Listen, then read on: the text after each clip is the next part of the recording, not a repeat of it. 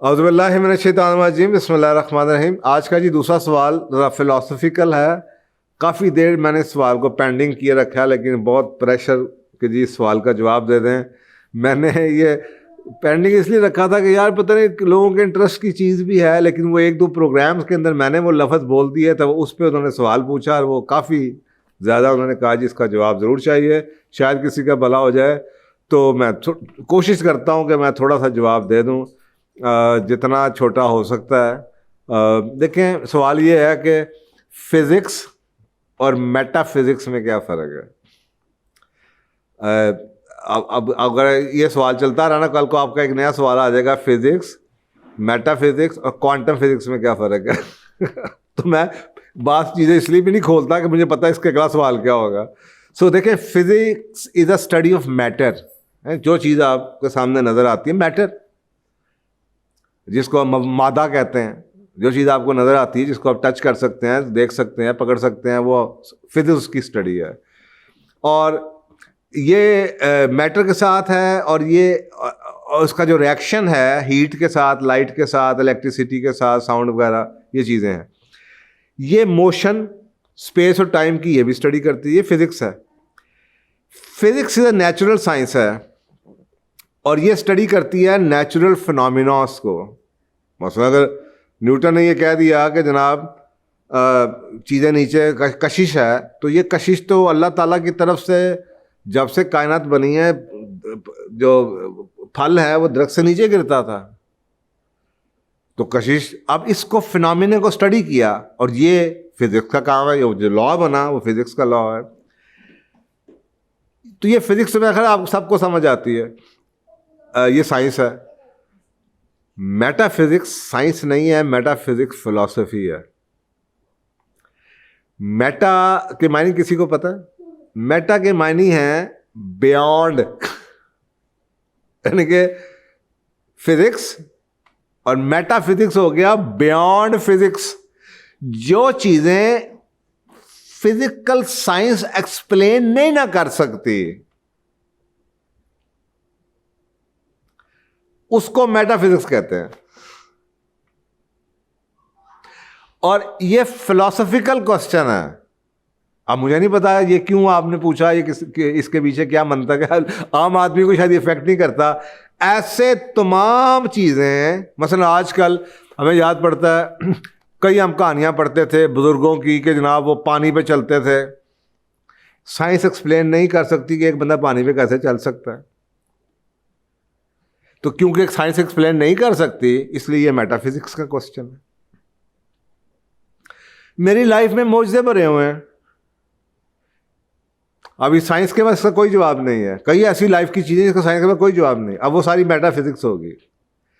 और करते करते यहां तक के जो अब बड़े बड़े लोग हैं, वो जो स्टीवन हॉकिंग्स है, उसने भी ये बात कह दी थी। यानी कि अब तो शुरू में तो मेटाफिजिक्स ही कहते थे जहां जो अब तो ये मान लिया गया कि anything and everything that physics और sciences can not explain, that is metaphysics. Establish हो जाए, जिन्नात की कहानियां, परियों की कहानियां, मौजज़ाती, यानी जो साइंस का प्रिंसिपल नहीं है, लेकिन आपका एक बंदा मर के जिंदा हो जाता है। अब ये साइंस इसके बारे में क्यों तो कुछ नहीं बता सकती। और इसी तरीके से अगर आप ये चलते चले जाएं, तो जब आप होलिस्टिक हेल्थ की बात करते हैं ना, होलिस्टिक हेल्थ के अंदर कई चीज़ें हैं, मैं कहूँगा फिजिकल साइंसेस की हैं, और कई चीज़ें मेटाफिजिक्स फिजिकल साइंसेस हैं। मेटाफिजिक्स क्या है? जो बियॉन्ड ये है, जो साइंस एक्सप्लेन नहीं कर सकते हैं। होलिस्टिक हेल्थ में अगर हम आपसे कह रहे हैं यार देखो किसी का हक तो नहीं मारा हुआ, किसी के साथ ज्यादती तो नहीं की, किसी के दिल में ग्रीवेंस तो नहीं है, अब ये साइंस, इसका क्या, साइंस पे स्टडी कर भी लेगी तो इसको हम सोशल साइंस पे रख सकते हैं, इसको हम फिजिकल साइंस कभी नहीं बना सकते। तो ये मेटा की डेफिनेशन। आज मेटाफिजिक्स जौन सी है, ये फिलॉसफी की ब्रांच है, और ये फंडामेंटल जो नेचर है ना ऑफ बीइंग, इसमें अल्लाह सुब्हाना ताला, इनके गॉड को भी स्टडी करने की कोशिश की जाती है। गॉड कौन है, गॉड कहाँ से आया था, गॉड क्या करता होगा। तो इसमें मोटे मोटे 3 सब्जेक्ट्स आ जाते हैं। एक इसमें थियोलॉजी आती है, that is a study of western God, theology से आप कहते हैं। इसी तरह इसके अंदर दूसरा सब्जेक्ट ऑन्टोलॉजी का आता है, the study of being and the nature of reality, जिसको उर्दू में शायद इल्मुल मौजूदात कहते हैं। और तीसरा इसके अंदर सब्जेक्ट कॉस्मोलॉजी का आ जाता है, इल्म कायनात का, यूनिवर्स का। अब यूनिवर्स इज एक्सपेंडिंग, कई चीज़ें ऐसी हैं जो कि फिजिक्स ने साइंस में डाल दी, कई चीज़ें अभी भी ऐसी हैं जो कि जिसका कोई जवाब नहीं, एक्सप्लेन नहीं हो पा रही। जब नहीं हो पा रही तो वो मेटाफिजिक्स होंगी।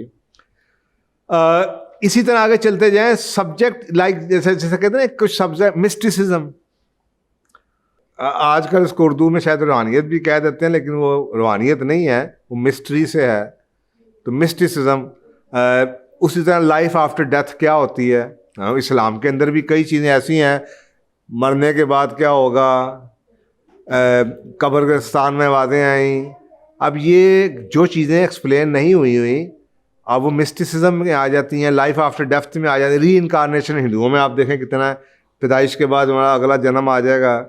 इसी तरीके से सोल की स्टडी, मेडिटेशन की स्टडी, स्पिरिचुअलिटी की स्टडी, ड्रीम्स जो आ जाते हैं, किसी की परसेप्टरी बहुत ज़्यादा स्ट्रॉन्ग होता है, उसे पता चल जाता है। हाँ, कई आपके सामने ऐसे लोग गुजरे हैं जिनको वक्त से पहले चीज़ों का पता चल जाता है। फेरी टेल्स हैं, जिन्नात, घोस्ट, और एस्ट्रोलॉजी है, the nature and origin of reality itself है, सच कैसे आया, सच होता क्या है, सच किसने कहा ये सच सच है।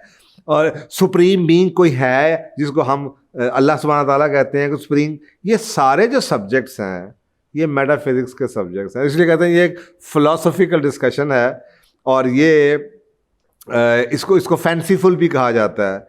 और अक्सर लोग जिनको इससे इंटरेस्ट नहीं है, जो साइंसदान फिज़िकल साइंस के लोग होते हैं, वो कहते हैं यार इसका कोई फ़ायदा नहीं है। लेकिन वो फ़ायदा सिर्फ इसलिए नहीं है कि जब मेटाफिज़िक्स की चीज़ें साइंस जो मसलन आज से कई साल पहले, ये जो आपको बता रहा हूँ, रूहानियत के ऐसे कई चीज़ें हैं, माफ़ करने से क्या फ़ायदे होते हैं इंसान की सेहत के ऊपर, ये सब्जेक्ट जो उनसे हैं आज से 20-30 साल पहले आपको मेटाफिजिक्स में शामिल नज़र आते थे। अब क्योंकि इसके ऊपर एम्पिरिकल एविडेंस आ चुकी है, तो अब इसको आप साइंसिस में शामिल करते हैं।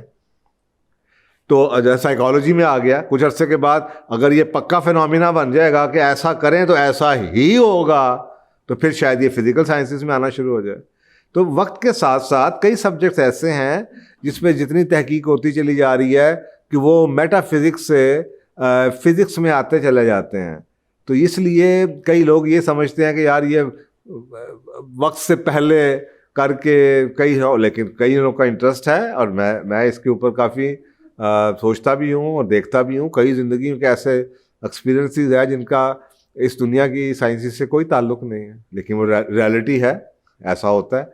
इस्लाम के अंदर कई चीज़ें हैं, रिलीजन के अंदर बहुत कुछ है, स्पिरिचुअलिटी में ऐसा बहुत कुछ है। लोगों के पास क्या क्या एक्सपीरियंस, ड्रीम्स ऐसे ऐसे हैं कि जी ड्रीम आ गया, पता चल गया और अगले हफ्ते के 10 दिन के बाद एग्जैक्टली वैसा ही हुआ। कई लोगों के इस्तिखारा कर लेते हैं, उनको इस्तिखारे में ऐसी बात समझ आ जाती है जो कि आपको 10 साल के बाद पता चलता है कि यार ऐसा ही था। और कई आपके लोग ऐसे हैं जो कि फोरकास्टिंग के मॉडल्स यूज़ करते हैं बाकायदा साइंस के तौर पे, और फिर आगे से प्रेडिक्ट करते हैं। कुछ लोग ये एस्ट्रोलॉजी के ऊपर की वजह से ही कर देते हैं कि जिस तारे गर्दिश में है तो वो क्या है, वो फिर मेटाफिजिक्स में आ जाएगा। तो इस तरीके से कई सब्जेक्ट्स हैं जो कि इधर से उधर होते चले जाते हैं जैसे जैसे इंसान लर्निंग करता चला जा रहा है। और आज से 100 साल पहले वो सब्जेक्ट्स किसी और तरह। तो ये बुनियादी फ़र्क मेटाफिजिक्स में और फिज़िक्स में यही हुआ कि वो फिज़िकल साइंस है और मेटाफिजिक्स फ़िलासफ़िकल सब्जेक्ट है फ़िलासफ़ी का। उसके अंदर वो चीज़ें हैं जो कि टेंजिबली मैटर है, इसके अंदर वो चीज़ें हैं जो बियॉन्ड हैं, जो फिज़िक्स में या मैटर में नहीं आती। तो वो सारे के सारे एक्सपीरियंसेस जो उनसे हैं वो मेटाफिजिक्स में आते हैं। तो आई होप कि ये छोटा सा जवाब आपको ये चीज़ क्लैरिफाई कर देगा। Thank you. अस्सलाम वालेकुम दोस्तों, पूछो और जानो कि ये सेशंस आपकी पुरजोर गुजारिशों पे शुरू किया गया था। हमारी आपसे ये गुजारिश रहेगी कि इन वीडियोस को ज़्यादा से ज़्यादा आगे तक पहुंचाएं और सदका जारिया में शरीक हों। क्या पता आपकी शेयर करने से कितने घर उनके हालात बदल सकते हैं और आप सदका जारिया का हिस्सा बन सकते हैं। जज़ाकल्लाह खैर।